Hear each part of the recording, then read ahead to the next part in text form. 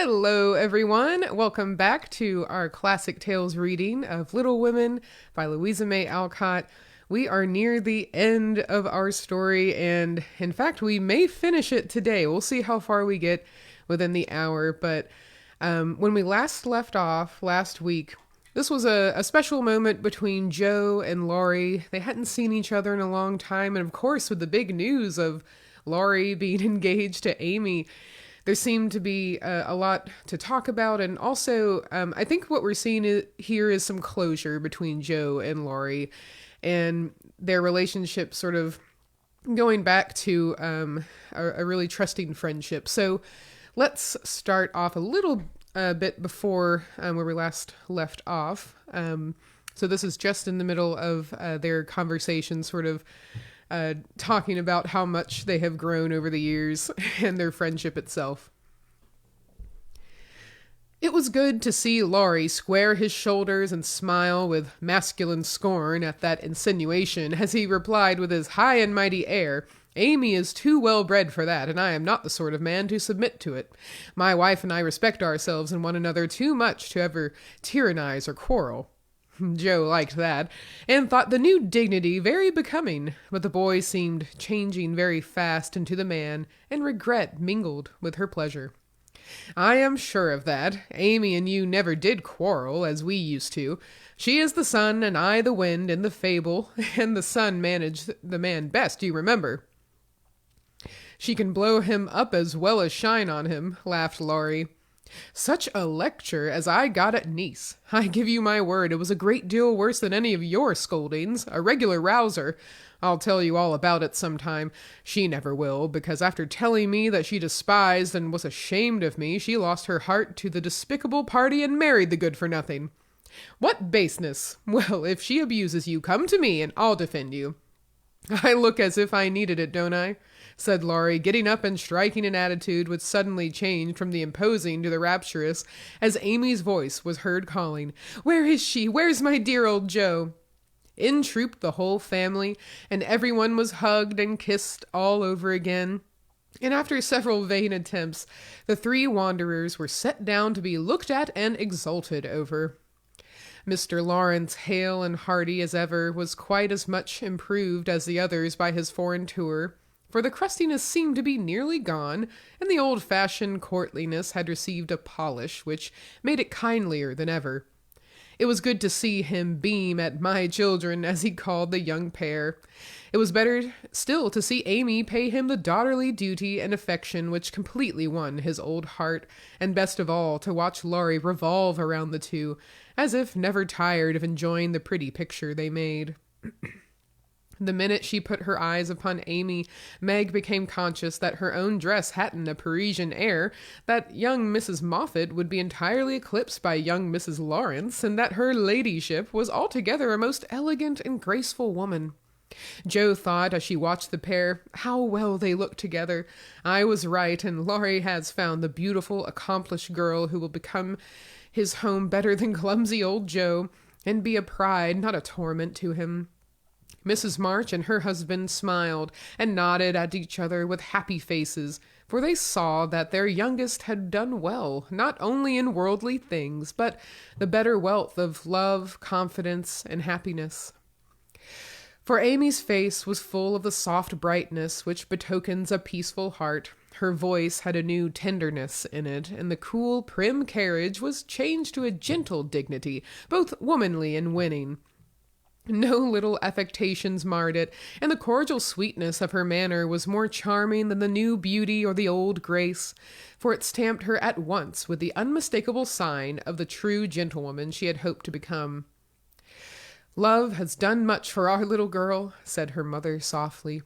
"She has made a good example before her all her life, my dear," Mr. March whispered back, with a loving look at the worn face and gray head beside him.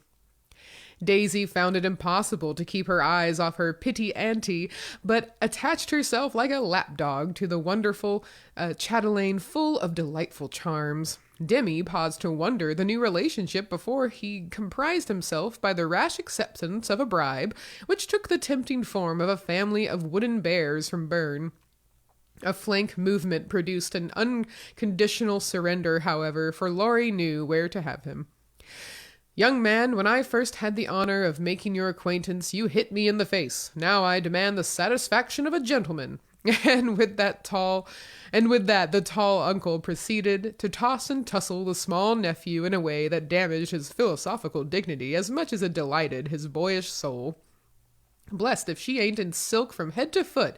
Ain't it a relishing sight to see her sittin' there as fine as a fiddle, and hear folks callin' little Amy Miss Lawrence," muttered old Hannah, who could not resist frequent peeks through the slide as she set the table in a most decidedly promiscuous manner. Mercy on us, how they did talk. First one, then the other, then all burst out together trying to tell the history of 3 years and half an hour. Oh, 3 years and half an hour. It was fortunate that tea was at hand to produce a lull and provide refreshment, for they would have been hoarse and faint if they had gone on much longer. Such a happy procession as filed away into the little dining room. Mr. March proudly escorted Mrs. Lawrence. Mrs. March had proudly leaned on the arm of "my son." The old gentleman took Joe with a whispered, "You must be my girl now," and a glance at the empty corner by the fire that made Joe whisper back, "I'll try to fill her place, sir." The twins pranced behind, feeling that the millennium was at hand, for everyone was so busy with the newcomers that they were left to revel at their own sweet will, and you may be sure that they made the most of the opportunity. Didn't they steal sips of tea, stuff gingerbread ad libitum, get a hot biscuit apiece, and as a crowning trespass, didn't they each whisk a captivating little tart into their tiny pockets, there to stick and crumble treacherously, teaching them both that human nature and pastry are frail? Burdened with the guilty consciousness of the sequestered tarts, and fearing that Dodo's sharp eyes would pierce the thin disguise of cambric and merino which hid their booty, the little sinners attached themselves to Drampa, who hadn't his spectacles on. Amy, who was handed about like refreshments, returned to the parlor on Father Lawrence's arm. The others paired off as before, and this arrangement left Joe companionless. She did not mind it at the minute, for she lingered to answer Hannah's eager inquiry. "Will Miss Amy ride in her coupe, and use all them lovely silver dishes that's stored away over yonder?" "Shouldn't wonder if she drove 6 white horses, ate off gold plate, and wore diamonds and point lace every day. Teddy thinks nothing too good for her," returned Joe with infinite satisfaction. "No more there is. Will you have a hash or fish balls for breakfast?" asked Hannah, who wisely mingled poetry and prose. "I don't care," and Joe shut the door, feeling that food was an uncongenial topic just then. She stood a minute looking at the party vanishing above, and as Demi's short plaid legs toiled up the last stair, a sudden sense of loneliness came over her so strongly that she looked about her with dim eyes, as if to find something to lean upon, for even Teddy had deserted her. If she had known what birthday gift was coming every minute nearer and nearer, she would not have said to herself, "I'll weep a little weep when I go to bed. It won't do to be dismal now." Then she drew her hand over her eyes, for one of her boyish habits was never to know where her handkerchief was, and had just managed to call up on a smile when there came a knock at the porch door. She opened with hospitable haste, and started as if another ghost had come to her surprise, for there stood a tall bearded gentleman, beaming on her from the darkness like a midnight sun. "Oh, Mr. Bear, I am so glad to see you," cried Joe with a clutch, as if she feared the night would swallow him up before she could get him. "And I to see Miss Marsh, but no, you have a party." And the professor paused as the sounds of voices and the tap of dancing feet came down to them. "No, we haven't, only the family. My sister and friends have just come, and we are all very happy. Come in and make one of us." Though a very social man, I think Mr. Bear would have gone decorously away and come again another day, but how could he when Joe shut the door behind him and bereft him of his hat? Perhaps her face had something to do with it, for she forgot to hide her joy at seeing him, and showed it with a frankness that proved irresistible to the solitary man, whose welcome far exceeded his boldest hopes. "If I shall not be Monsieur de Trop, I will so gladly see them all. You have been ill, my friend?" He put the question abruptly, for as Joe hung up his coat, the light fell on her face, and he saw a change in it. Not ill, but tired and sorrowful. We have had trouble since I saw you last. Ah, yes, I know. My heart was sore for you when I heard that. And he shook hands again, with such a sympathetic face that Joe felt as if no comfort could equal the look of the kind eyes, the grasp of the big warm hand. Father, Mother, this is my friend, Professor Bear, she said, with a face and tone of such irrepressible pride and pleasure that she might as well have blown a trumpet and opened the door with a flourish. If the stranger had any doubts about his reception, they were set at rest in a minute by the cordial welcome he received. Everyone greeted him kindly, for Joe's sake at first, but very soon they liked him for his own. They could not help it, for he carried the talisman that opens all hearts, and these simple people warmed to him at once, feeling even the more friendly because he was poor. For poverty enriches those who live about it, and is a sure passport to truly hospitable spirits. Mr. Bear sat looking about him with the air of a traveler who knocks at a strange door and when it opens finds himself at home. The children went to him like bees to a honey-pot, and establishing themselves on each knee, proceeded to captivate him by rifling his pockets, pulling his beard, and investigating his watch with juvenile audacity. The women telegraphed their approval to one another, and Mr. March, feeling that he got a kindred spirit, opened his choicest stores for his guests' benefit, while Silent John listened and enjoyed the talk, but said not a word, and Mr. Lawrence found it impossible to go to sleep. If Joe had not been otherwise engaged, Laurie's behavior would have amused her, for a faint twinge, not of jealousy, but something like suspicion, caused that gentleman to stand aloof at first, and observe the newcomer with brotherly circumspection. But it did not last long. He got interested in spite of himself, and before he knew it was drawn into the circle, for Mr. Bear talked well in this genial atmosphere and did himself justice. He seldom spoke to Laurie, but he often looked at him, and a shadow would pass across his face, as if regretting his own lost youth, as he watched the young man in his prime. Then his eyes would turn to Joe so wistfully, and investigating his watch with juvenile... Then his eyes would turn to Joe so wistfully that she would have surely answered the mute inquiry if she had seen it, but Joe had her own eyes to take care of, and feeling that they could not be trusted, she prudently kept them on the little sock she was knitting like a model maiden aunt. A stealthy glance now and then refreshed her like sips of fresh water after a dusty walk, for the sidelong peeps showed her several propitious omens. Mr. Bear's face had lost the absent-minded expression and looked all alive with interest in the present moment. Actually young and handsome, she thought, forgetting to compare him with Laurie, as she usually did strange men to their detriment. Then he seemed quite inspired, though the burial customs of the ancients, to which the conversation had strayed, might not be considered an exhilarating topic. Joe quite glowed with triumph when Teddy got quenched in an argument, and thought to herself, as she watched her father's absorbed face, how he would enjoy having such a man as my professor to talk with every day. Lastly, Mr. Bear was dressed in a new suit of black, which made him look more like a gentleman than ever. His bushy hair had been cut and smoothly brushed, but didn't stay in order long, for in exciting moments he rumpled it up in the droll way he used to do, and Joe liked it rampantly erect better than flat, because she thought it gave his fine forehead a Jove-like aspect.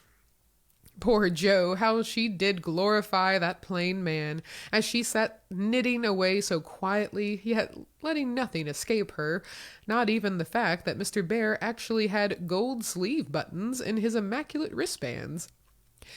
Dear old fellow, he couldn't have got himself up with more care if he'd been going a-wooing, said Joe to herself.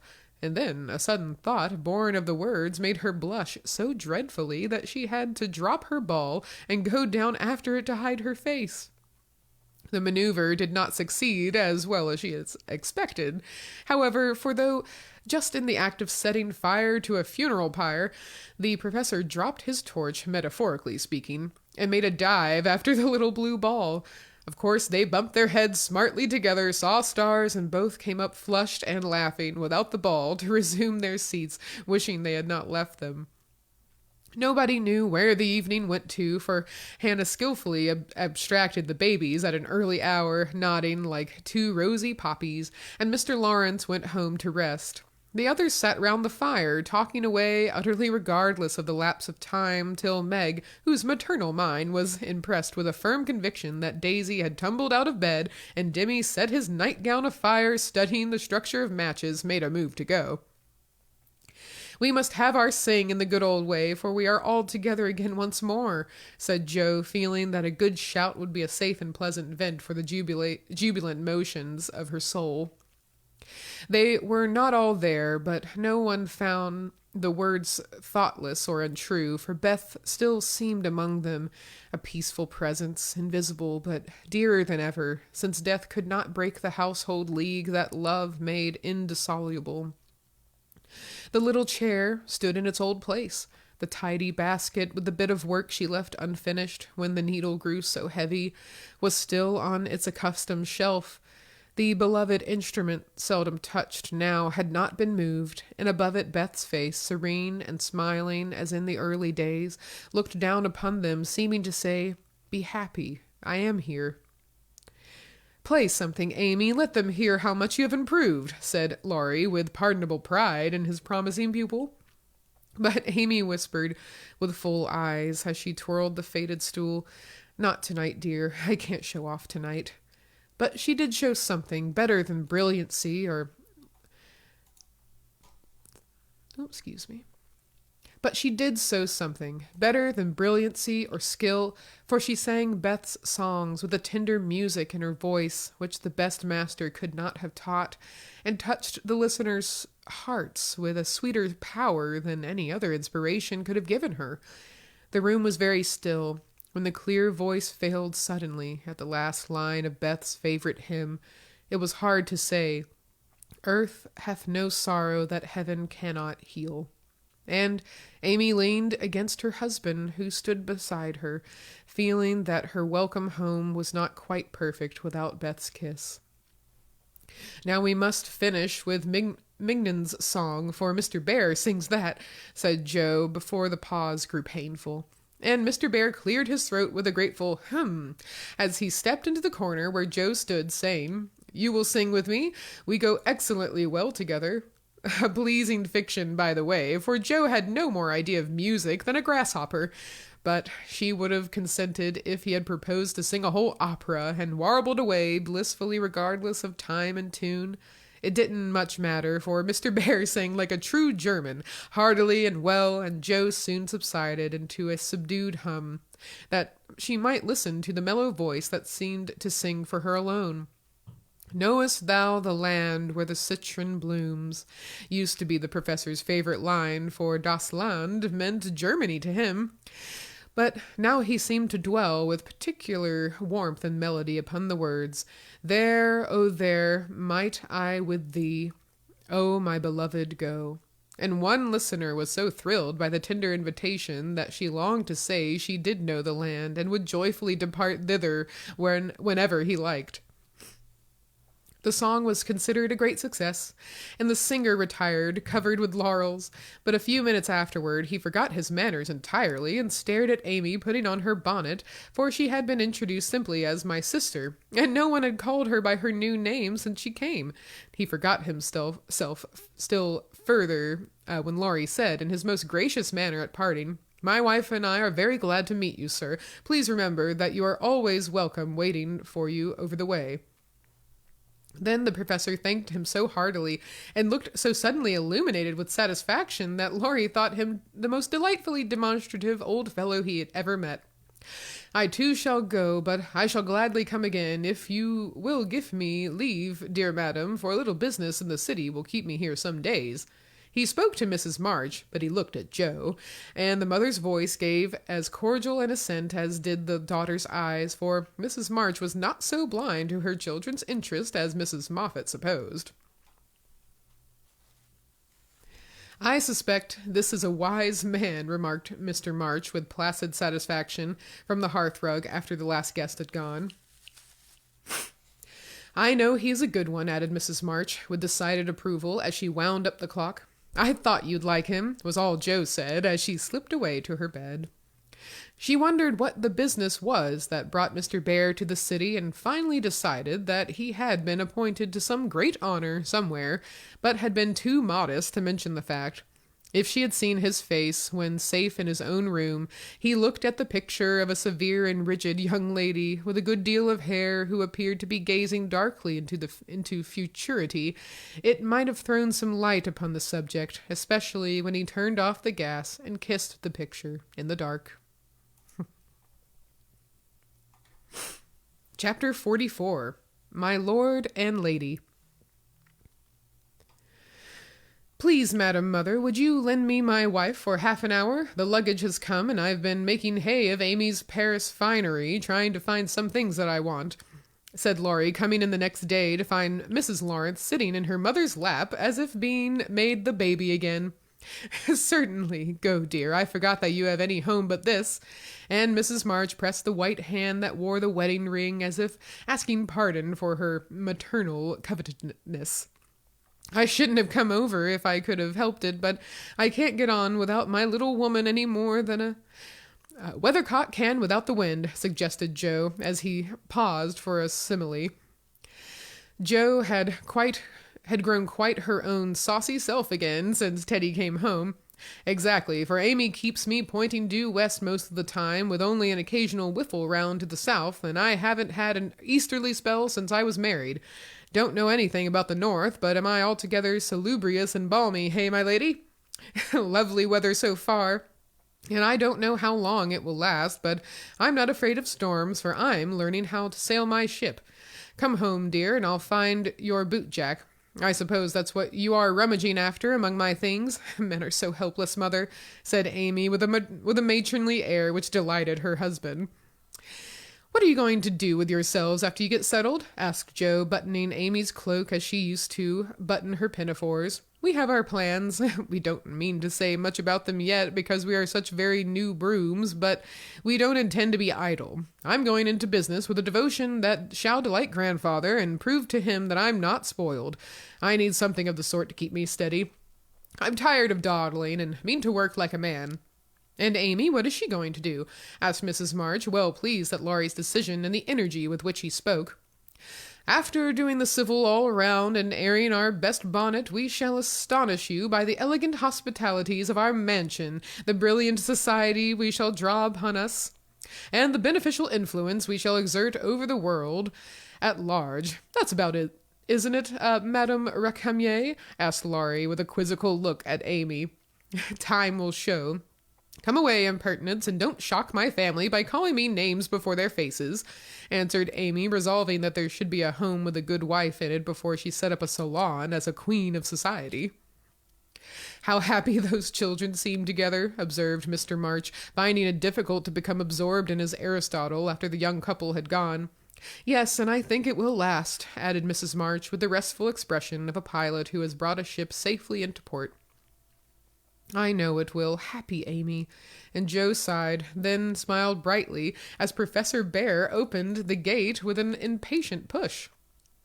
Later in the evening, when his mind had been set at rest about the boot-jack, Laurie said suddenly to his wife, who was flitting about, arranging her new art treasures, "Mrs. Lawrence, my lord, that man intends to marry our Jo. I hope so, don't you, dear? Well, my love, I consider him a trump in the fullest sense of that expressive word, but I do wish he was a little younger and a good deal richer. Now, Laurie, don't be too fastidious and worldly minded. If they love one another, it doesn't matter a particle how old they are, nor how poor. Women never should marry for money." Amy caught herself up short at the words, as the words escaped her, and looked at her husband, who replied with malicious gravity, "Certainly not, though you do hear charming girls say that they intend to do it sometimes. If my memory serves me, you once thought it your duty to make a rich match. That account helps, perhaps, for your marrying a good-for-nothing like me." "Oh, my dearest boy, don't say that. I forgot you were rich when I said yes. I'd have married you if you hadn't a penny, and I sometimes wish you were poor, that I might show how much I love you." And Amy, who was very dignified in public and very fond in private, gave convincing proofs of the truth of her words. You don't really think I am such a mercenary creature as I tried to be once, do you? It would break my heart if you didn't believe that I'd gladly pull in the same boat with you, even if you had to get your living by rowing on the lake. Am I an idiot or a brute? And a brute? How could I think so, when you refused a richer man than me, and won't let me give you half I want to now, when I have the right? Girls do it every day, poor things, and are taught to think it is their only salvation. But you had better lessons, and though I trembled for you at one time, I was not disappointed, for the daughter was true to the mother's teaching. I told Mamma so yesterday, and she looked as glad and grateful as if I'd given her a check for $1 million to be spent in charity. You are not listening to my moral remarks, Mrs. Lawrence. And Laurie passed, for Amy's eyes had an absent look, though fixed upon his face. Excuse me, I got the sniffles, so I'm going to take a break. Turn the audio down for your sake.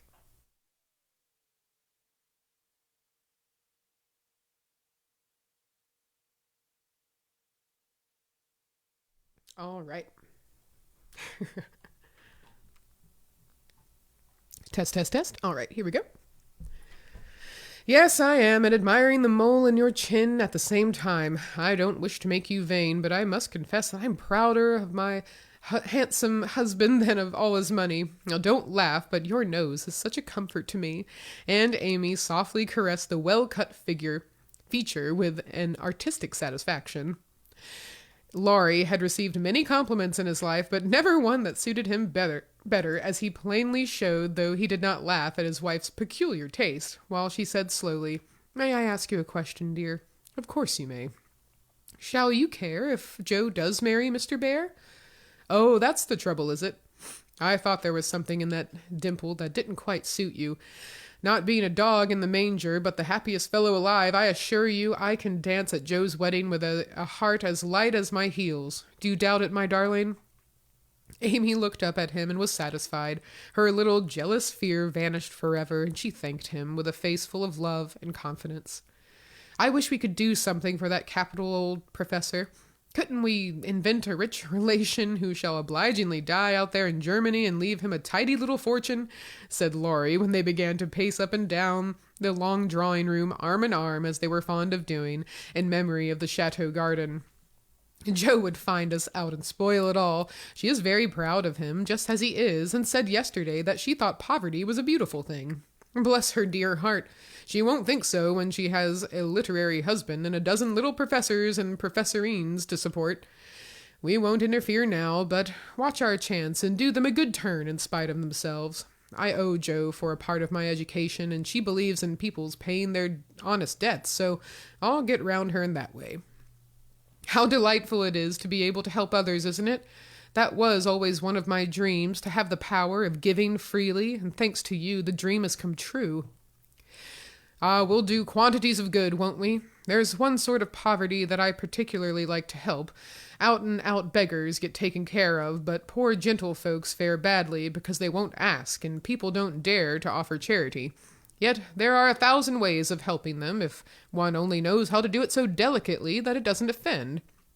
I must say, I like to serve a decayed gentleman better than a blarneying beggar. I suppose it's wrong, but I do, though it is harder.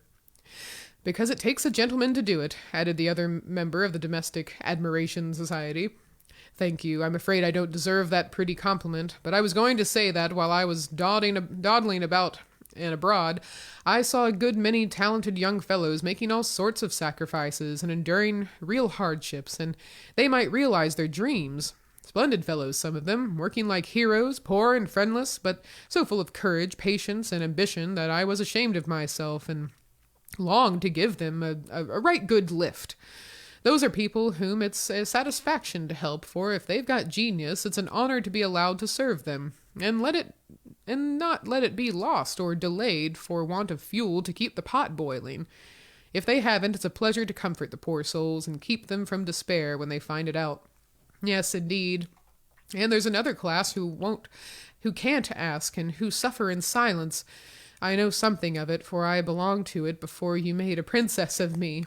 As the king does the beggar maid in the old story. Ambitious girls have a hard time, Laurie, and often have to see youth, health, and precious opportunities go by, just for want of a little help at the right minute. People have been very kind to me, and whenever I see girls struggling along as we used to do, I want to put out my hand and help them as I was helped." "And so you shall, like the angel you are," cried Laurie, resolving with a glow of philanthropic zeal to found and endow an institution for the express benefit of young women with artistic tendencies. "Rich people have no right to sit down and enjoy themselves or let their money accumulate for others to waste. It's not half so sensible to leave legacies when one dies as it is to use the money wisely while alive, and enjoy making one's fellow creatures happy with it. We'll have a good time ourselves and add an extra relish to our own pleasure by giving other people a generous taste. Will you be a little Dorcas, going about emptying a big basket of comforts and filling it up with good deeds?" "With all my heart, if you will be a brave Saint Martin, stopping as you ride gallantly through the world to share your cloak with the beggar. It's a bargain, and we shall get the best of it." So the young pair shook hands upon it, and then paced happily on again, feeling that their pleasant home was more homelike because they hoped to brighten other homes, believing that their own feet would walk more uprightly along the flowery path before them if they smoothed rough ways for other feet, and feeling that their hearts were more closely knit together by a love which could tenderly remember those less blessed than they. Chapter 45. Daisy and Demi. I cannot feel that I have done my duty as humble historian of the March family without devoting at least one chapter to the two most precious and important members of it. Daisy and Demi had now arrived at years of discretion, for in this fast age babies of 3 or 4 assert their rights, and get them too, which is more than many of their elders do.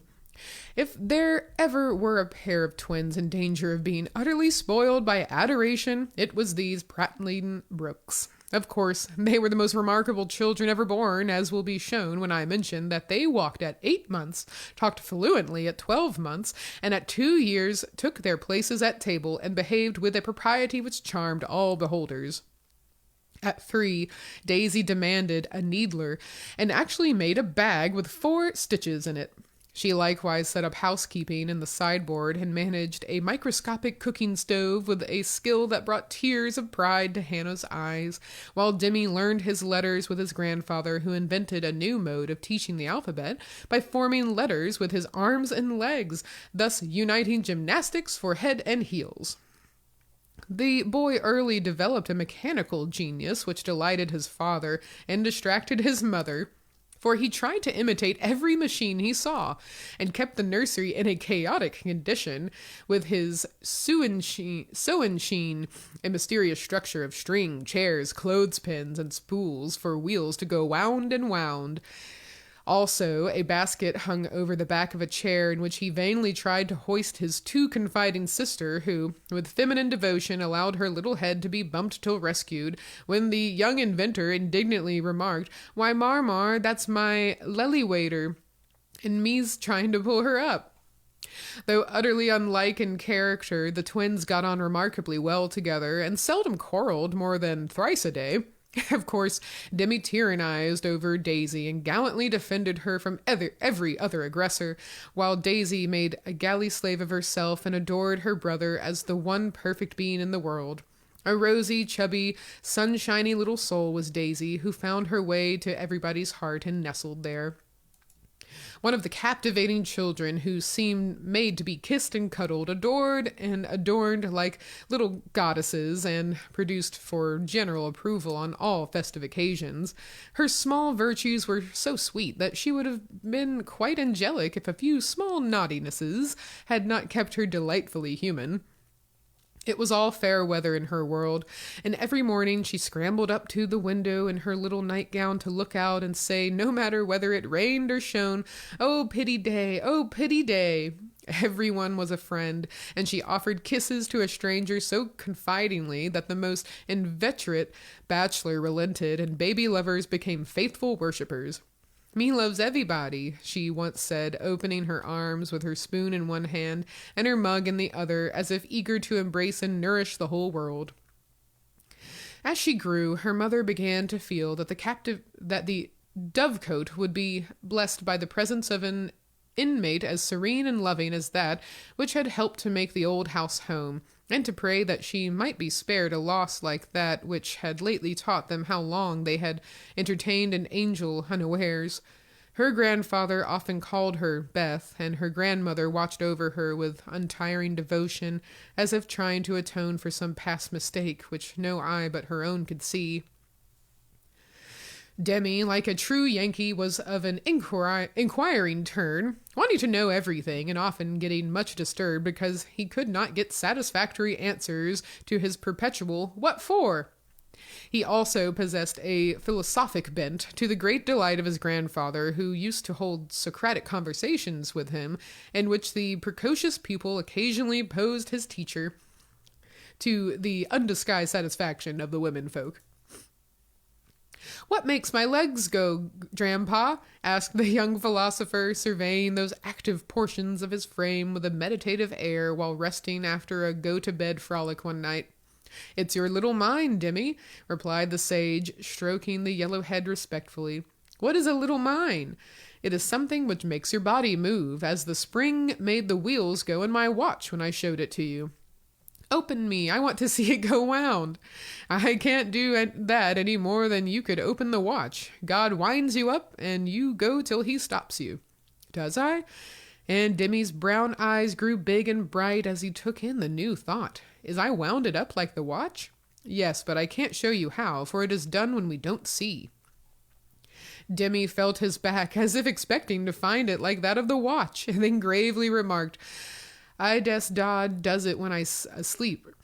A careful explanation followed, to which he listened so attentively that his anxious grandmother said, "My dear, do you think it wise to talk about such things to that baby? He's getting great bumps over his eyes and learning to ask the most unanswerable questions."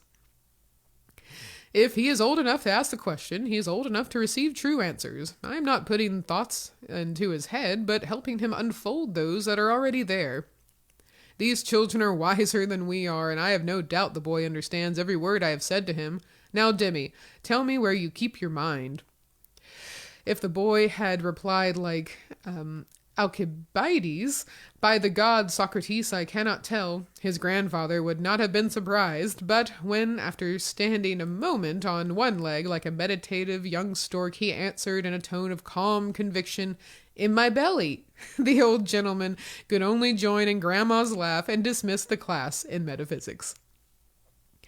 There might have been a cause for maternal anxiety if Demi had not given convincing proofs that he was a true boy as well as a budding philosopher, for often, after a discussion which caused Hannah to prophesy, with ominous nods, "That child ain't long for this world," he would turn about and set her fears at rest by some of the pranks with which dear, dirty, naughty little rascals distract and delight their parents' souls. Meg made many moral rules and tried to keep them, but what mother was ever proof against the winning wiles, the ingenious evasions, or the tranquil audacity of the miniature men and women who so early show themselves accomplished artful dodgers? "No more raisins, Demi, they'll make you sick," says Mamma to the young person who offers his services in the kitchen with unfailing regularity on plum pudding day. "Me likes to be sick. I don't want to have you, so run away and help Daisy make patty cakes." He reluctantly departs, but his wrongs weigh upon his spirit, and by, when an opportunity comes to redress them, he outwits Mamma by a shrewd bargain.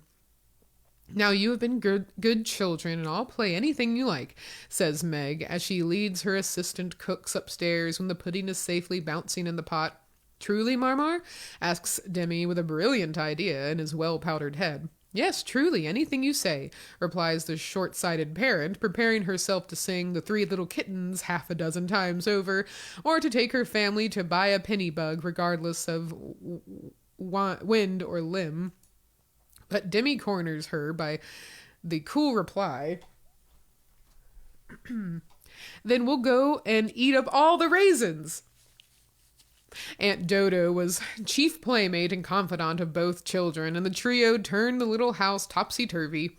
Aunt Amy was as yet only a name to them. Aunt Beth soon faded into a pleasantly vague memory, but Aunt Dodo was a lively reality. They made the most of her, for which compliment she was deeply grateful. But when Mr. Bear came, Joe neglected her playfellows, and dismay and desolation fell upon their little souls. Daisy, who was fond of going about peddling kisses, lost her best customer and became bankrupt. Demi, with infantile penetration, soon discovered that Dodo liked to play with the bear man better than she did him. But, though hurt, he concealed his anguish, for he hadn't the heart to insult a rival who kept a mine of chocolate drops in his waistcoat pocket, and a watch that could be taken out of its case and freely shaken by ardent admirers. Some persons might have considered these pleasing liberties as bribes, but Demi didn't see it in that light, and continued to patronize the bear man with pensive affability, while Daisy bestowed her small affections upon him at the third call, and considered his shoulder her throne, his arm her refuge, his gifts treasures surpassing worth. Gentlemen are sometimes seized with sudden fits of admiration for the young relatives of ladies whom they honor with their regard, but this counterfeit philoprogenitiveness sits uneasily upon them and does not deceive anybody a particle.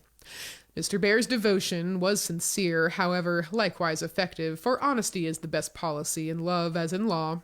He was one of the men who are at home with children, and looked particularly well when little faces made a pleasant contrast with his manly one. His business, whatever it was, detained him from day to day, but evening seldom failed to bring him out to see. Well, he always asked for Mr. March, so I suppose he was the attraction. The excellent papa labored under the delusion that he was, and reveled in long discussions with the kindred spirit, till a chance remark of his more observing grandson suddenly enlightened him. Mr. Bear came in on one evening to pause at the threshold of the study, astonished by the spectacle that met his eye.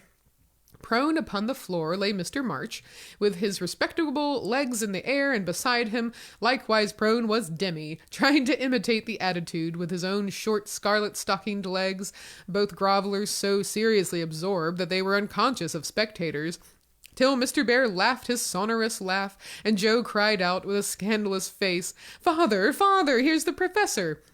Down went the black legs, and up came the grey head, as the preceptor said, with undisturbed dignity, "Good evening, Mr. Bear. Excuse me a moment. We are just finishing our lesson. Now, Demi, make the letter and tell its name." "I knows him." And after a few convulsive efforts, the red legs took the shape of a pair of compasses, and the intelligent pupil triumphantly shouted, "It's a we, Grandpa, it's a we." "He's a born Weller," laughed Joe, as her parents gathered him up, and her nephew tried to stand on his head as the only mode of expressing his satisfaction that school was over. "What have you been at today, Bupkin?" asked Mr. Bear, picking up the gymnast. "We went to see little Mary." "And what did you see there?" "I kissed her," began Demi, with artless frankness. "Prut, thou beginnest early. What did little Mary say to that?" asked Mr. Bear, continuing to confess the young sinner who stood upon his knee, exploring the waistcoat pocket. "Oh, she liked it, and she kissed me, and I liked it. Don't little boys like little girls?" asked Demi, with his mouth full and an air of bland satisfaction. "You precocious chick, who put that into your head?" said Joe, enjoying the innocent revelation as much as the professor. "'Tisn't in mine head, it's in my mouth," answered literal Demi, putting out his tongue with a chocolate drop on it, thinking she alluded to confectionery, not ideas. "Thou shouldst save some for the little friend. Sweets to the sweet manling." And Mr. Bear offered Joe some, with a look that made her wonder if chocolate was not the nectar drunk by the gods. Demi also saw the smile, was impressed by it, and artlessly inquired, "Do great boys like great girls too, Fessor?" Like young Washington, Mr. Bear couldn't tell a lie, so he gave the somewhat vague reply that he believed they did sometimes, in a tone that made Mr. March put down his clothes-brush, glance at Joe's retiring face, and then sink into his chair, looking as if the precocious chick had put an idea into his head that was both sweet and sour. Why, Dodo, when she caught him in the china closet half an hour afterward, nearly squeezed the breath out of his little body with a tender embrace, instead of shaking him for being there, and why she followed up this novel performance by the unexpected gift of a big slice of bread and jelly, remained one of the problems over which Demi puzzled his small wits, and was forced to leave unsolved forever. Chapter 46. The Umbrella. Under the Umbrella. While Laurie and Amy were taking conjugal strolls over velvet carpets, as they set their house in order and planned a blissful future, Mr. Bear and Joe were enjoying promenades of a different sort, along muddy roads and sodden fields. I always do take a walk toward evening, and I don't know why I should give it up just because I happened to meet the professor on his way out, said Jo to herself after 2 or 3 encounters, for though there were 2 paths to Meg's, whichever one she took she was sure to meet him, either going or returning. He was always walking rapidly, and never seemed to see her until quite close, when he would look as if his short-sighted eyes had failed to recognize the approaching lady till that moment. Then, if she was going to Meg's, he always had something for the babies. If her face was turned homeward, he had merely strolled down to see the river and was just returning, unless they were tired of his frequent calls. Under the circumstances, what could Jo do but greet him civilly and invite him in? If she was tired of his visits, she concealed her weariness with perfect skill and took care that there should be coffee for supper, as Mr. Bear, doesn't like tea. By the 2nd week, everyone knew perfectly well what was going on, yet everyone tried to look as if they were stone blind to the changes in Jo's face. They never asked why she sang about her work, did up her hair 3 times a day, and got so blooming with her evening exercise, and no one seemed to have the slightest suspicion that Professor Bear, while talking philosophy with the father, was giving the daughter lessons in love. Jo couldn't even lose her heart in a decorous manner, but sternly tried to quench her feelings, and failing to do so, led a somewhat agitated life. She was mortally afraid of being laughed at for surrendering after her many and vehement declarations of independence. Laurie was her especial dread, but thanks to the new manager, he behaved with praiseworthy propriety, never called Mr. Bear a capital old fellow in public, never alluded in the remotest manner to Jo's improved appearance, or expressed the least surprise at seeing the professor's hat on the Marches' table nearly every evening. But he exulted in private, and longed for the time to come when he could give Jo a piece of plate with a bear and a ragged staff on it as an appropriate coat of arms. For a fortnight, the professor came and went with lover-like regularity. Then he stayed away for 3 whole days and made no sign, a proceeding which caused everybody to look sober, and Jo to become pensive at first, and then, alas for romance, very cross. Disgusted, I dare say, and gone home as suddenly as he came. It's nothing to me, of course, but I should think he would have come and bid us good-bye like a gentleman, she said to herself, with a despairing look at the gate, as she put on her things for the customary walk one dull afternoon. You'd better take the little umbrella, dear. It looks like rain, said her mother, observing that she had on her new bonnet, but not alluding to the fact. Yes, Marmee. Do you want anything in town? I've got to run in and get some paper, returned Jo, pulling out the bow under her chin before the glass as an excuse for not looking at her mother.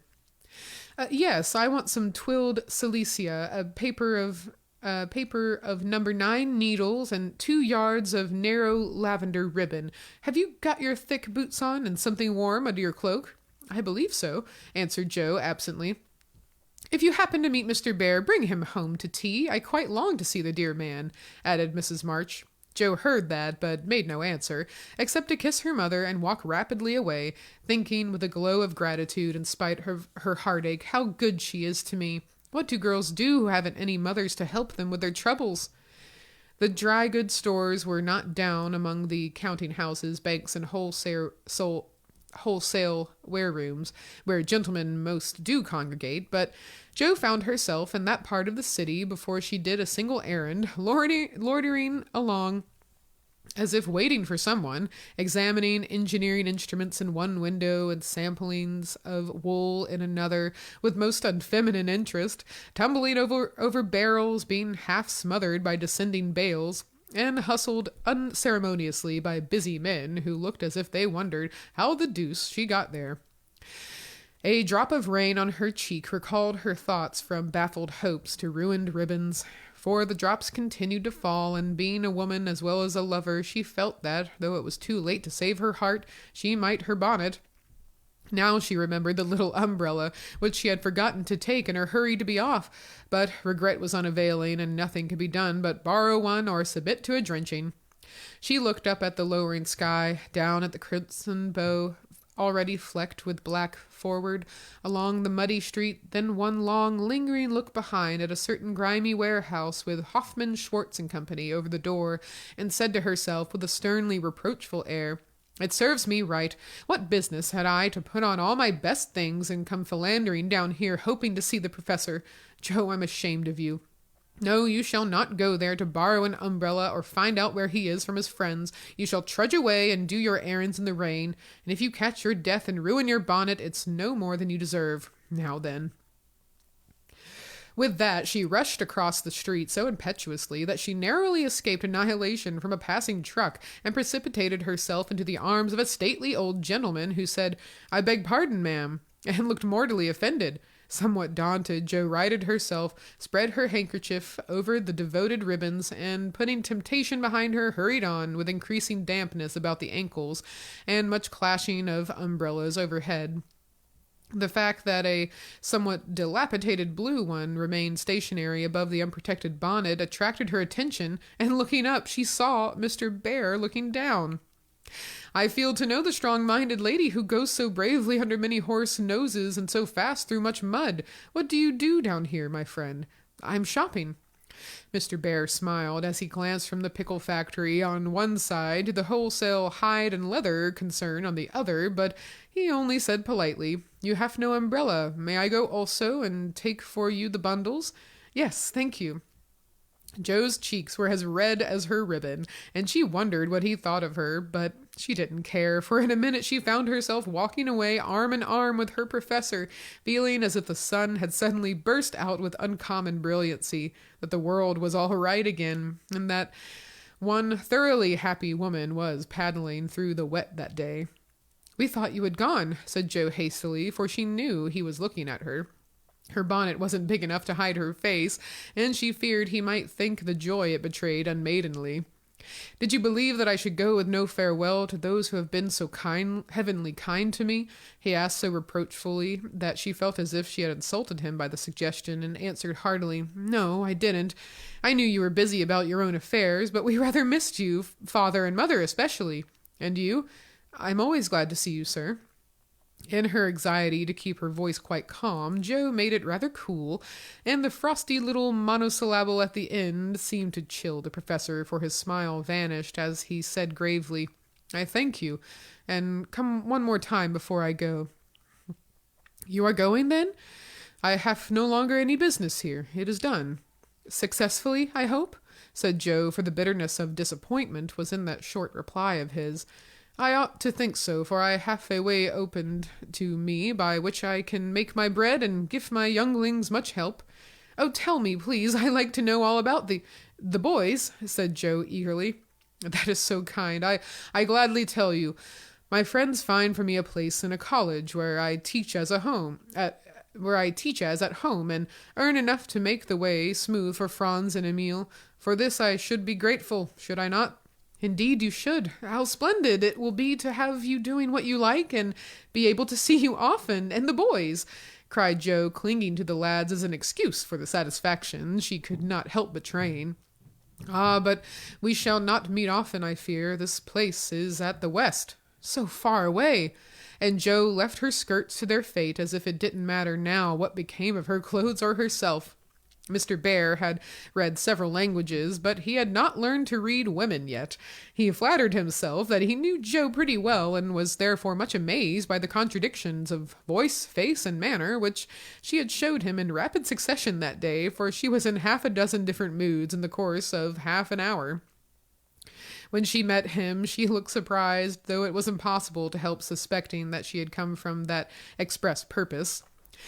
When he offered her his arm, she took it with a look that filled him with delight, but when he asked if she missed him, she gave such a chilly, formal reply that despair fell over him. On learning his good fortune, she almost clapped her hands. Was the joy all for the boys?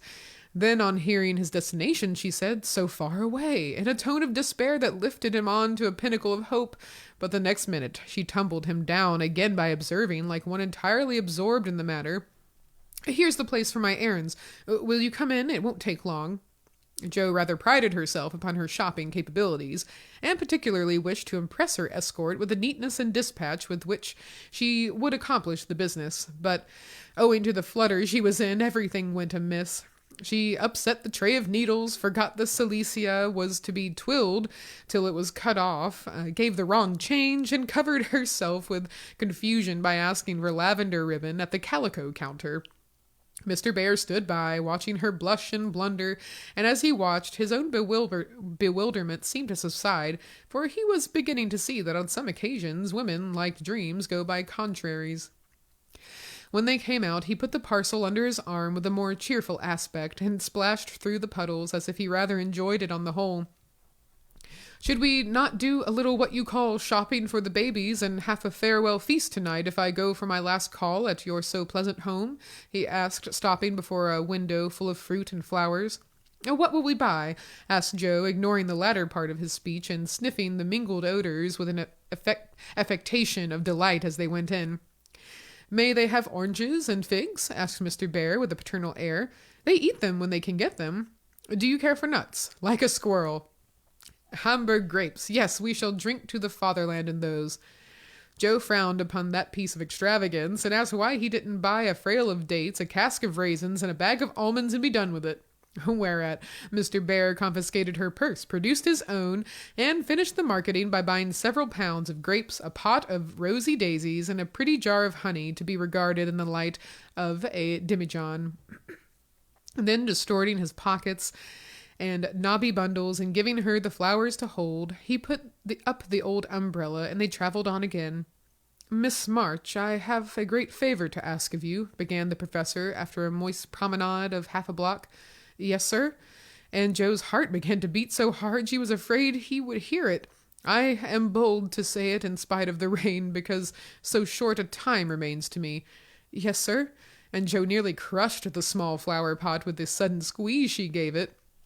"I wish to get a little dress for my Tina, and I am too stupid to go alone. Will you kindly give me a word of taste and help?" "Yes, sir." And Jo felt as calm and cool all of a sudden as if she had stepped into a refrigerator. "Perhaps also a shawl for Tina's mother, she is so poor and sick, and the husband is such a care. Yes, a thick warm shawl would be a friendly thing to take the little mother." I'll do it with pleasure, Mr. Bear. I'm going very fast, and he's getting dearer every minute," added Jo to herself. With the mental shake, she entered into the business with an energy that was pleasant to behold. Mr. Bear left it all to her, so she chose a pretty gown for Tina, and then ordered out the shawls. The clerk, being a married man, condescended to take an interest in the couple, who appeared to be shopping for their family. "Your lady may prefer this. It's a superior article, a most desirable color, quite chaste and genteel," he said, shaking out a comfortable gray shawl and throwing it over Jo's shoulders. "Does this suit you, Mr. Bear?" she asked, turning her back to him and feeling deeply grateful for the chance of hiding her face. "Excellently well. We will have it," answered the professor, smiling to himself as he paid for it, while Jo continued to rummage the counters like a confirmed bargain hunter. "Now shall we go home?" he asked, as if the words were very pleasant to him. "Yes, it's late, and I'm so tired." Jo's voice was more pathetic than she knew, for now the sun seemed to have gone in as suddenly as it came out, and the world grew muddy and miserable again, and for the first time she discovered that her feet were cold, her head ached, and that her heart was colder than the former, fuller of pain than the latter. Mr. Bear was going away. He only cared for her as a friend. It was all a mistake, and the sooner it was over, the better. With this idea in her head, she hailed an approaching omnibus, which, with such a hasty gesture that the daisies flew out of the pot and were badly damaged. "This is not our omnibus," said the professor, waving the loaded vehicle away and stopping to pick up the poor little flowers. "I beg your pardon, I didn't see the name distinctly. Never mind, I can walk. I am used to plodding in the mud," returned Jo, winking hard, because she would have died rather than openly wipe her eyes. Mr. Bear saw the drops on her cheeks, though she turned her head away. The sight seemed to touch him very much, for suddenly stooping down, he asked in a tone that meant a great deal, "Heart's dearest, why do you cry?" Now, if Jo had not been new to this sort of thing, she would have said she wasn't crying, had a cold in her head, or told any other feminine fib proper to the occasion. instead of which that undignified creature answered with an irresistible sob, "Because you are going away."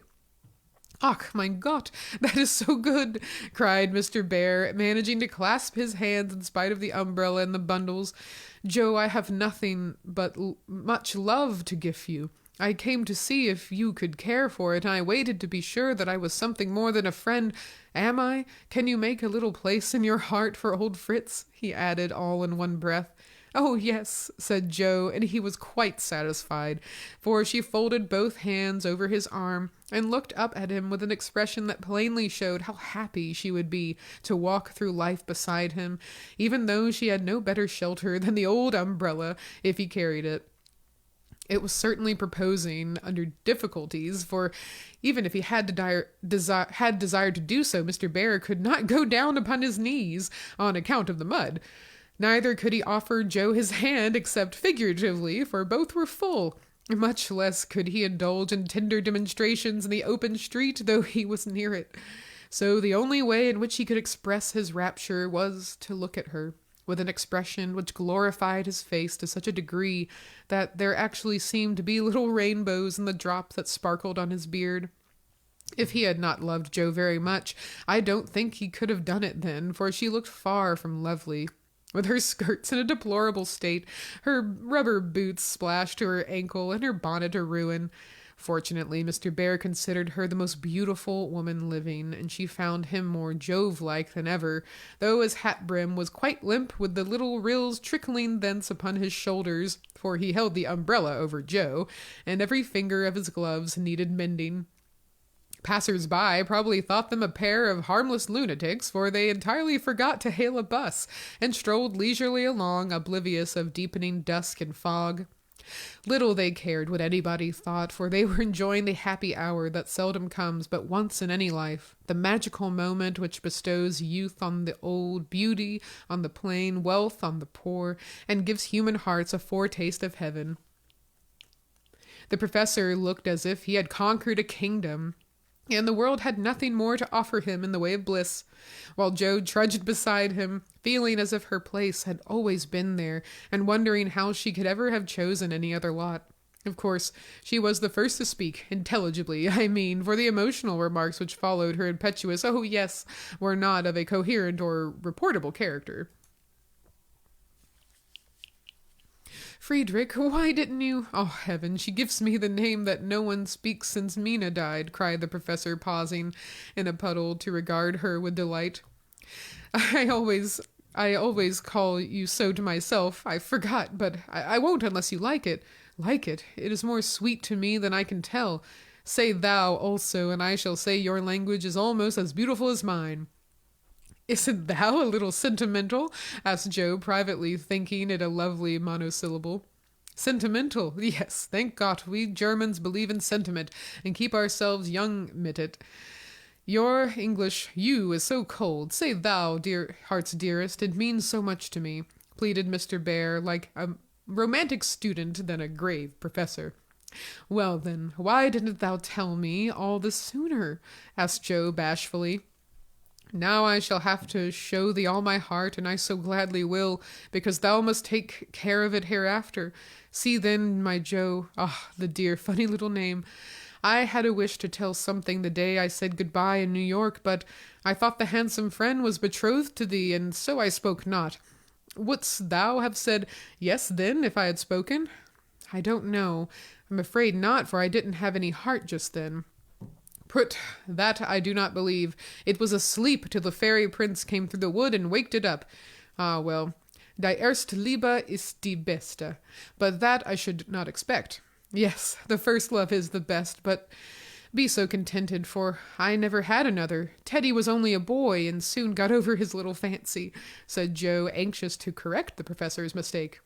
"Good, then I shall rest happy, and be sure that thou givest me all. I have waited so long. I am grown selfish, as thou wilt find, Professorin." "I like that," cried Joe, delighted with her new name. Professorine, okay. "I like that," cried Joe, delighted with her new name. "Now tell me what brought you at last just when I wanted you." "This," and Mr. Bear took out a little worn paper from his waistcoat pocket. Jo unfolded it and looked much abashed, for it was one of her own contributions to a paper that paid for poetry, which accounted for her sending it an occasional attempt. "How could that bring you?" she asked, wondering what he meant. "I found it by chance. I knew it by the names and the initials, and in it there was one little verse that seemed to call me. Read and find him. I will see that you go not in the wet."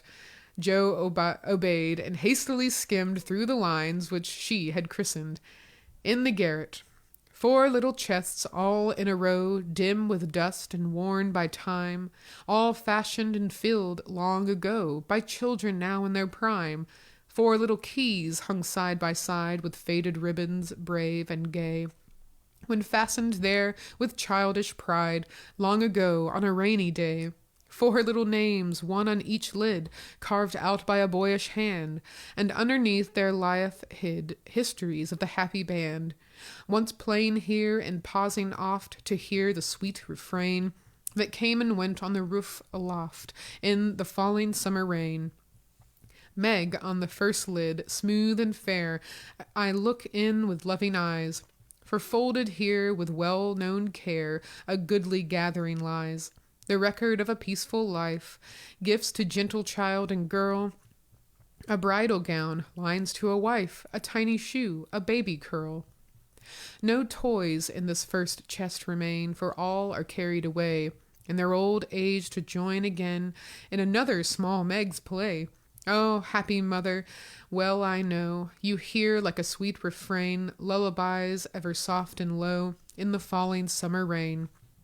Jo on the next lid, scratched and worn, and within a motley store of headless dolls, of schoolbooks torn, birds and beasts that speak no more, spoils brought home from the fairy ground, only trod by youthful feet, dreams of a future never found, memories of a past still sweet, half-writ poems, stories wild, April letters warm and cold, diaries of a willful child, hints of a woman early old.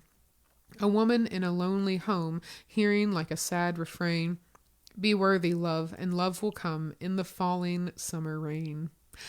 My Beth, the dust is always swept from the lid that bears your name, as if by loving eyes that wept, by careful hands that often came. Death canonized for us one saint, ever less human than divine, and still we lay with tender plaint, relics in this household shrine. The silver bell so seldom rung, the little cap which last she wore, the fair dead Catherine that hung by angels born above the door. The songs she sang without lament in her prison house of pain, forever are they sweetly blent with falling summer rain. Upon the last lid's polished field, legend now both fair and true, a gallant knight bears on his shield Amy in letters gold and blue. Within lie snoods that bound her hair, slippers that have danced their last, faded flowers laid by with care, fans whose airy toils are past, gay valentines all ardent flames, trifles that have borne their part, and girlish hopes and fears and shames, the record of a maiden heart. Now learning fairer, truer spells, hearing like a blithe refrain, the silver sound of bridal bells in the falling summer rain. 4 little chests, all in a row, dim with dust and worn by time, 4 women, taught by weal and woe to love and labor in their prime, 4 sisters parted for an hour, none lost, one only gone before, made by love's immortal power, nearest and dearest evermore. Oh, when these hidden stores of ours lie open to the Father's sight, may they be rich in golden hours, deeds that show fairer for the light, lives whose brave music long shall ring like a spirit-stirring strain, souls that shall gladly soar and sing in the long sunshine after rain. It's very bad poetry, but I felt it when I wrote it, one day when I was feeling very lonely and had a good cry on a rag bag. I never thought it would go where it could tell tales, said Jo, tearing up the verses the professor had treasured so long. Let it go, it has done its duty, and Let it go. It has done its duty, and I will have a fresh one when I read all the brown book in which she keeps her little secrets, said Mr. Bear with a smile as he watched the fragments fly away on the wind. Yes, he said earnestly, I read that and think to myself, she has a sorrow, she is lonely, she would find comfort in true love. I have a heart full for her.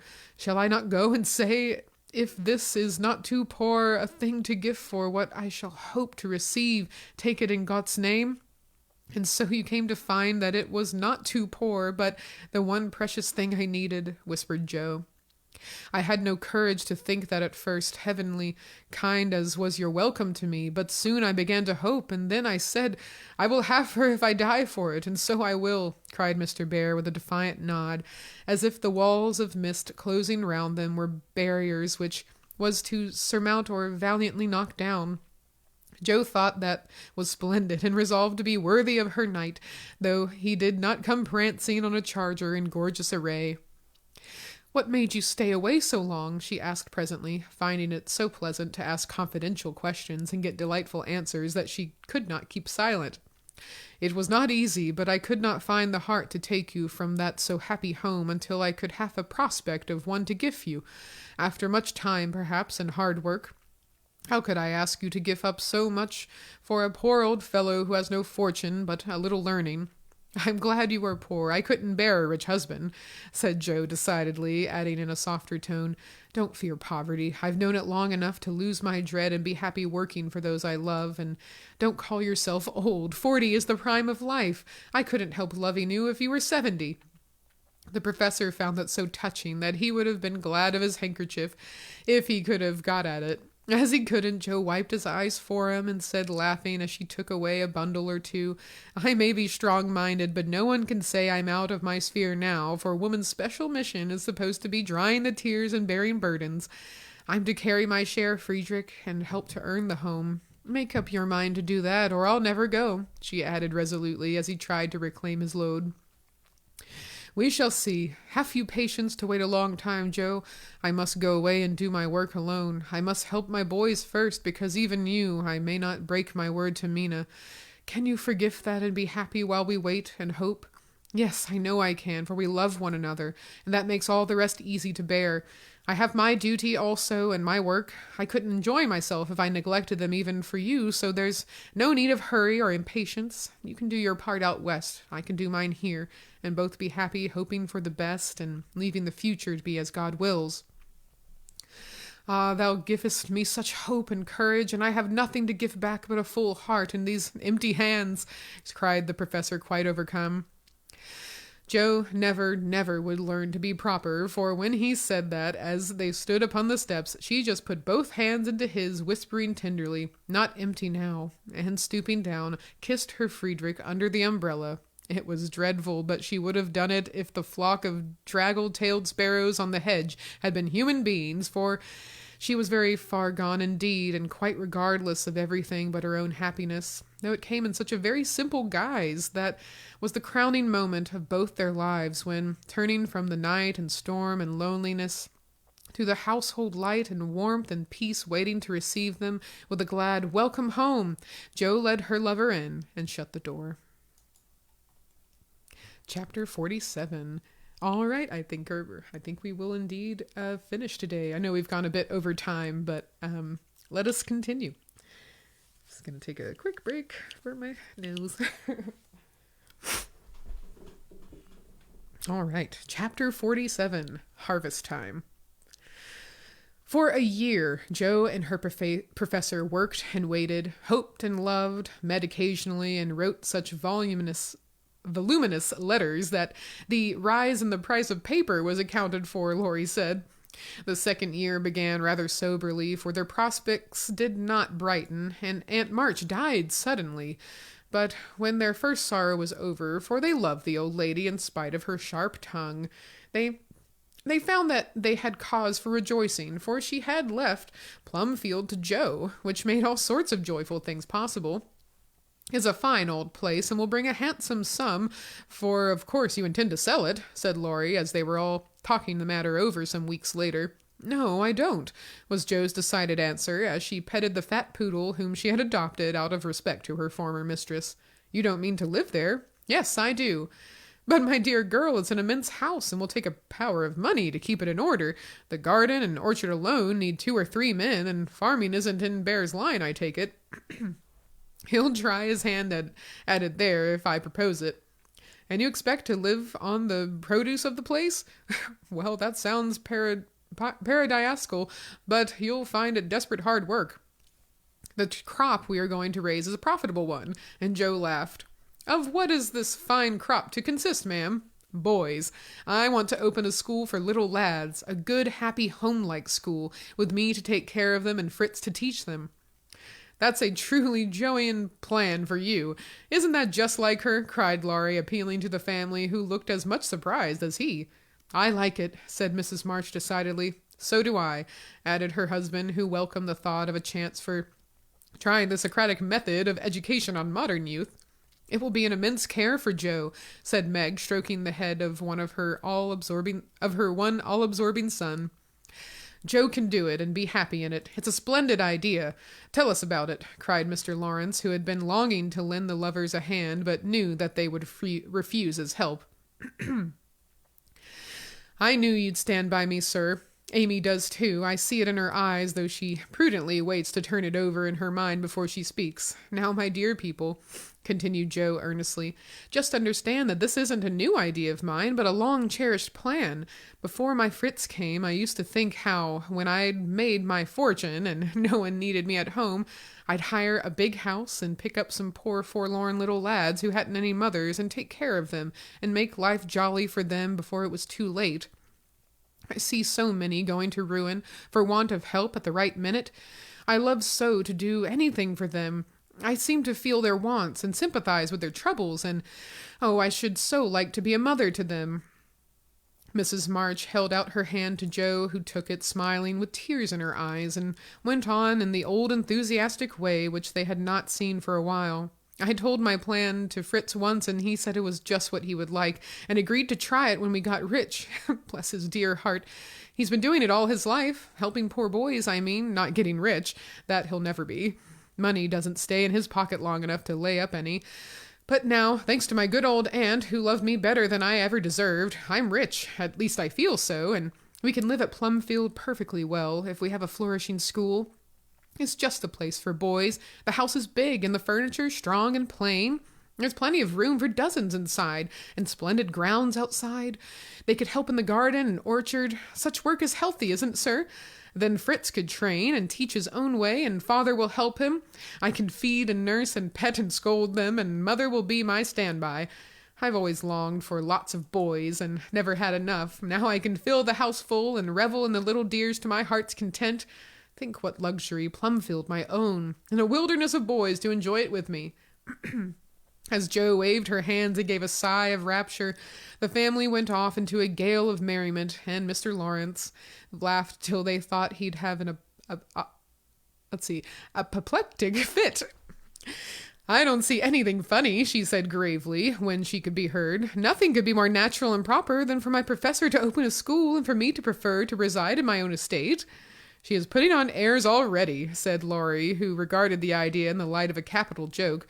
But may I inquire how you intend to support the establishment? If all the pupils are little ragamuffins, I'm afraid your crop won't be profitable in a worldly sense, Mrs. Bear. Now don't be a wet blanket, Teddy. Of course I shall have rich pupils also. Perhaps begin with such altogether. Then, when I've got a start, I can take in a ragamuffin or two, just for a relish. Rich people's children often need care and comfort as well as poor.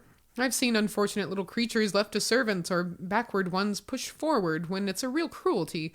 Some are naughty through mismanagement or neglect, and some lose their mothers. Besides, the best to get through the hobby doyle age, and that's the very time they need most patience and kindness. People laugh at them and hustle them about, try to keep them out of sight, and expect them to turn all at once from pretty children into fine young men. They don't complain much. Plucky little souls, but they feel it. I've been through something of it, and I know all about it. I've had a special interest in such young bears, and like to show them what I see, the warm, honest, well-meaning boys' hearts, in spite of the clumsy arms and legs and topsy-turvy heads. I've had experience, too, for haven't I brought up one boy to be a pride and honor to his family? "I'll testify that you tried to do it," said Laurie with a grateful look. "And I've succeeded beyond my hopes, for here you are, a steady, sensible businessman, doing heaps of good with your money and laying up the blessings of the poor instead of dollars. But you are not merely a businessman, and you love good and beautiful things. Enjoy them yourself and let others go halves, as you always did in the old times. I am proud of you, Teddy, for you get better every year, and everyone feels it, though you won't let them say so. Yes, and when I have my flock, I'll just point to you and say, 'There's your model, my lads.'" Poor Laurie didn't know where to look, for, man though he was, something of the old bashfulness came over him as this burst of praise made all faces turn approvingly upon him. "I say, Joe, that's rather too much," he began, just in his old boyish way. "You have all done more for me than I can ever thank you for, except by doing my best not to disappoint you. You have rather cast me off lately, Joe, but I've had the best of help nevertheless. So, if I've got on at all, you may thank these two for it," and he laid one hand gently on his grandfather's head and the other on Amy's golden one, for the three were never far apart. "I do think families are the most beautiful things in all the world," burst out Joe, who was in an unusually uplifted frame of mind just then.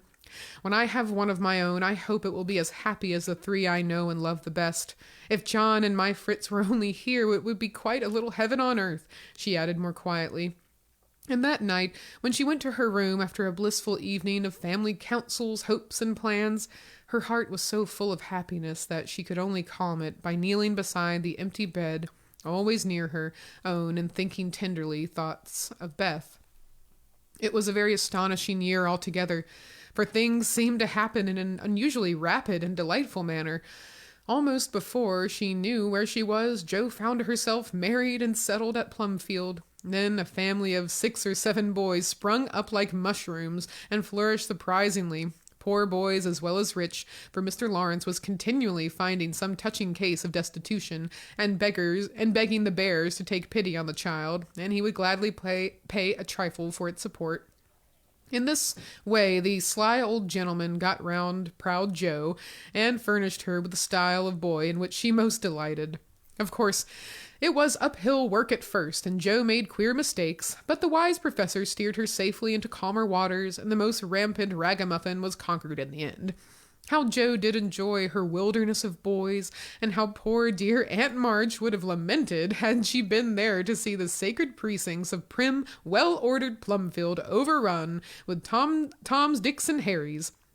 There was a sort of poetic justice about it, after all, for the old lady had been the terror of the boys for miles around, and now the exiles feasted freely on forbidden plums, kicked up the gravel with profane boots unreproved, and played cricket in the big field, where the irritable cow with a crumpled horn used to invite rash youths to come and be tossed. It became a sort of boys' paradise, and Laurie suggested that it should be called the Bear Garten, as a compliment to its master and appropriate to its inhabitants. It never was a fashionable school, and Professor did not lay up a fortune, but it was just what Joe intended it to be, a happy, home-like place for boys who needed teaching, care, and kindness. Every room in the big house was soon full. Every little plot in the garden soon had its owner.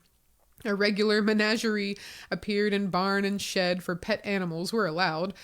And 3 times a day Joe smiled at her Fritz from the head of a long table lined on either side with rows of happy young faces, which all turned to her with affectionate eyes, confiding words, and grateful hearts full of love for Mother Bear. She had boys enough now, and did not tire of them, though they were not angels by any means, and some of them caused both Professor and Professorine much trouble and anxiety. But her faith in the good spot which exists in the heart of the naughtiest, sauciest, most tantalizing little ragamuffin gave her patience, skill, and in time success, for no mortal boy could hold out long with Father Bear shining on him as benevolently as the sun, and Mother Bear forgiving him 70 times 7. Very precious to Joe was the friendship of the lads, their penitent sniffs and whispers after wrongdoing, their droll or touching little confidences, their pleasant enthusiasm, hopes, and plans, even their misfortunes, for they only endeared them to her all the more. There were slow boys and bashful boys, feeble boys and riotous boys, boys that lisped and boys that stuttered, one or two lame ones, and a merry little quadroon who could not be taken in elsewhere, but who was welcome to the Bear Garden, though some people predicted that his admission would ruin the school. Yes, Jo was a very happy woman there, in spite of hard work, much anxiety, and a perpetual racket. She enjoyed it heartily and found the applause of her boys more satisfying than any praise of the world, for now she told no stories except to her flock of enthusiastic believers and admirers.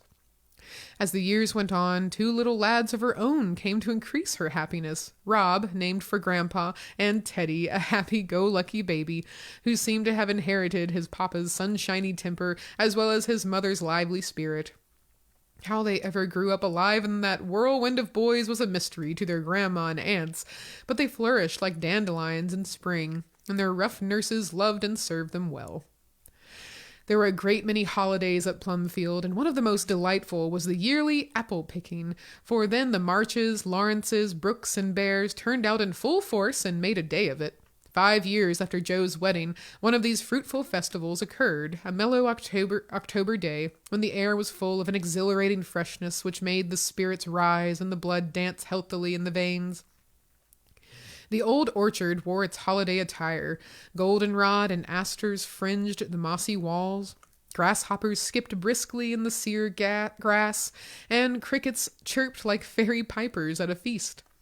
Squirrels were busy with their small harvesting, birds twittered their adieu from the alders in the lane, and every tree stood ready to send down its shower of red or yellow apples at the first shake. Everybody was there. Everybody laughed and sang, climbed up and tumbled down. Everybody declared that there never had been such a perfect day or such a jolly set to enjoy it, and everyone gave themselves up to the simple pleasures of the hour as freely as if there were no such things as care or sorrow in the world. Mr. March strolled placidly about, quoting Tusser, Cowley, Columella to Mr. Lawrence, while enjoying the gentle apple's winy juice. The professor charged up and down the green aisles like a stout Teutonic knight with a pole for a lance, leaning on the boys who made a hook and ladder company of themselves and performed wonders in the way of ground and lofty tumble. Laurie devoted himself to the little ones, rode his small daughter in a bushel basket, took Daisy up among the birds' nests, and kept adventurous Rob from breaking his neck. Mrs. March and Meg sat among the apple piles like a pair of pomonas, sorting the contributions that kept pouring in, while Amy, with a beautiful motherly expression in her face, sketched the various groups and watched over one pale lad who sat adoring her with his little crutch beside him. Jo was in her element that day, and rushed about with her gown pinned up and her hat anywhere but on her head, and her baby tucked under her arm, ready for any lively adventure which might turn up. Little Teddy bore a charmed life, for nothing ever happened to him, and Jo never felt any anxiety when he was whisked up into a tree by one lad, galloped off on the back of another, or supplied with sour russets by his indulgent papa, who labored under the Germanic delusion that babies could digest anything, from pickled cabbage to buttons, nails in their own small shoes. She knew the little... Excuse me. She knew that little Ted would turn up again in time, safe and rosy, dirty and serene, and she always received him back with a hearty welcome, for Jo loved her babies tenderly. At 4:00, a lull took place, and baskets remained empty, while the apple pickers rested and compared rents and bruises. Then Jo and Meg, with a detachment of the bigger boys, set forth the supper on the grass, for an out-of-door tea was always the crowning joy of the day. The land literally flowed with milk and honey on such occasions, for the lads were not required to sit at the table, but allowed to partake of refreshment as they liked, freedom being the sauce best beloved by the boyish soul. They availed themselves of the rare privilege to the fullest extent, for some tried the pleasing experiment of drinking milk while standing on their heads. Others lent a charm to leapfrog by eating pie in the pauses of the game. Cookies were sown broadcast over the field, and apple turnovers roosted in the trees like a new style of bird. The little girls had a private tea party, and Ted roved among the edibles at his own sweet will. When no one could eat any more, the professor proposed the first regular toast, which was always drunk at such times. Aunt March, God bless her, a toast heartily given by the good man, who never forgot how much he owed her, and quietly drunk by the boys who had been taught to keep her memory green. Now Grandma's 60th birthday. Long life to her and 3 times 3. That was given with a will, as you may well believe, and the cheering once begun, it was hard to stop it. Everybody's health was proposed, from Mr. Lawrence, who was considered their special patron, to the astonished guinea pig, who had strayed from its proper sphere in search of its young master.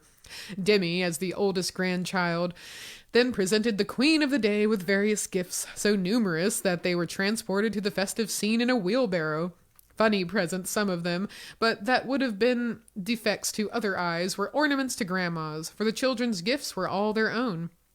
Every stitch Daisy's patient little fingers had put into handkerchiefs she hemmed was better than embroidery to Mrs. March. Demi's miracle of mechanical skill, though the cover wouldn't shut. Rob's footstool had a wiggle in its uneven legs that she declared was soothing, and no page of the costly book Amy's child gave her was so fair as that on which appeared its tipsy capitals the words, "To dear Grandma from her little Beth." During the ceremony, the boys had mysteriously disappeared, and when Mrs. March had tried to thank her children and broken down while Teddy wiped her eyes on his pinafore, the professor suddenly began to sing.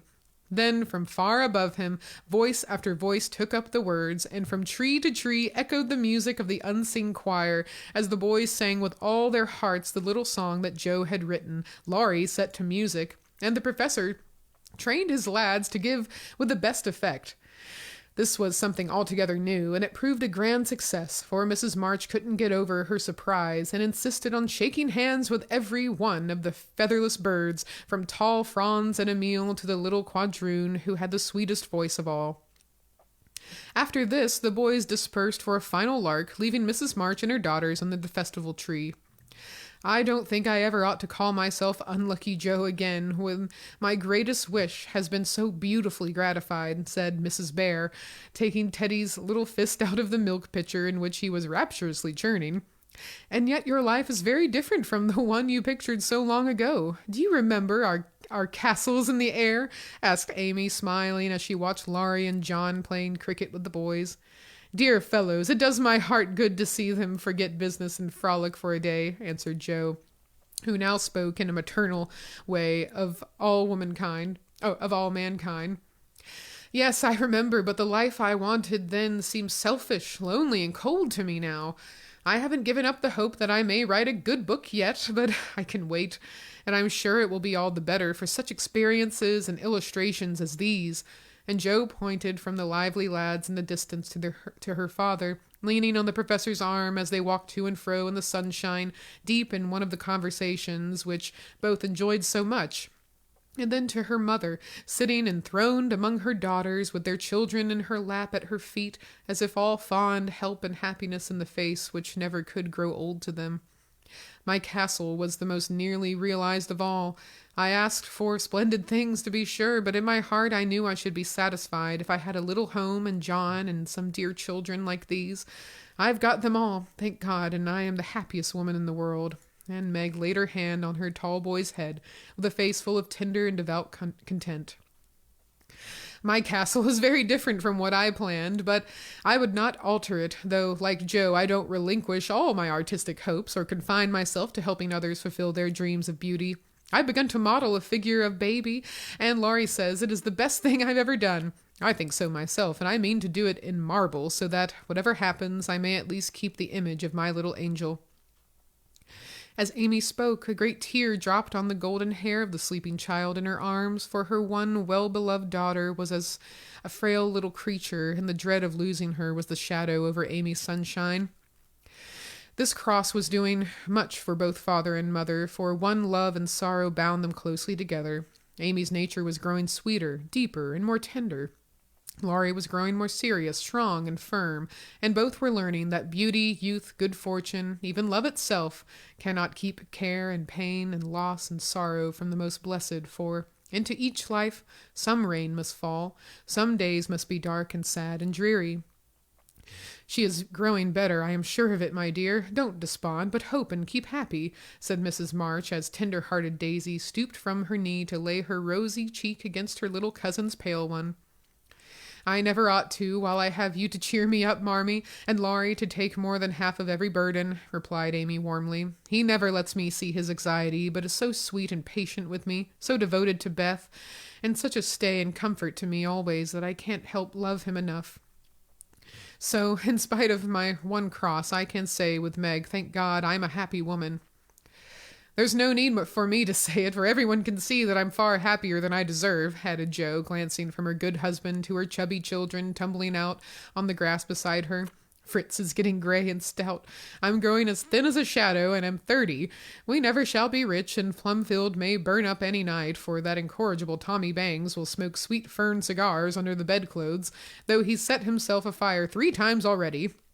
But in spite of these unromantic facts, I have nothing to complain of, and never was so jolly in my life. Excuse the remark, but living among boys, I can't help using their expressions now and then. Yes, Jo, I think your harvest will be a good one, began Mrs. March, frightening away a big black cricket that was staring Teddy out of his countenance. Not half so good as yours, Mother. Here it is, and we never can thank you enough for the patient sowing and reaping you have done, cried Jo, with a loving impetuosity which she never could outgrow. I hope there will be more wheat and fewer tares every year, said Amy softly. A large sheaf, but I know there's room in your heart for it, Marmee dear, added Meg's tender voice. Touched to the heart, Mrs. March could only stretch out her arms as if to gather her children and grandchildren to herself, and say with face and full voice of motherly love, gratitude, and humility, "Oh, my girls, however long you may live, I never can wish you a greater happiness than this." Wow, we did it! Oh, what a wonderful book, and we certainly will learn quite a bit more about the historic context and Louisa May Alcott, the author herself. As much of these experiences I've learned are very much inspired by her own life. I want to thank everyone for going on this journey with me. This has been just a really... I read this book as a child, and it was really nice to revisit it and sort of reconnect with all of these characters again. So I so thank you for joining me. And please stay tuned for our live stream, where we will be talking about the historical context of the book. So while the Civil War isn't mentioned very much, we know that it takes place during that time period. So we'll be giving some historical context to that with historian Glenn Kyle, and we'll also be enlightening you with more information about Louisa May Alcott herself and making those connections. So we will have that posted pretty soon. So stay tuned for that. And again, thank you so much. This has been wonderful. And please take care.